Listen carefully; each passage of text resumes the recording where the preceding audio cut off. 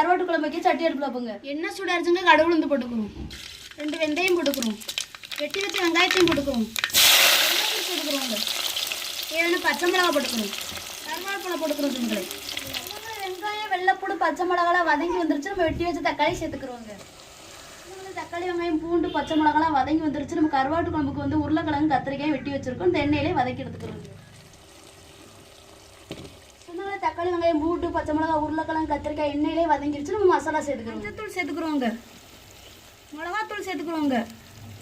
குழம்பு மசாலா சேர்த்துக்கிறோங்க. சொந்தங்களே இந்த மசாலையோடய கரைச்சி வச்ச புளியும் சேர்த்துக்கிறோங்க. சொந்தங்களே நம்மளுக்கு குழம்பு கொதிச்சு வந்துருச்சுங்க. நம்ம அரைச்சி வச்ச தேங்காயும் வெட்டி வச்ச கருவாடையும் சேர்த்துக்கிறோங்க. தேவையான உப்பு போட்டுக்கிறோங்க. சொந்தங்களே கருவாட்டு குழம்பு ரெடி ஆச்சுங்க. இறக்கி வச்சு குடும்பத்தோட சாப்பிடலாம். நீங்களும் ஒரு நாளைக்கு வாங்க சேர்ந்து சாப்பிடுங்க.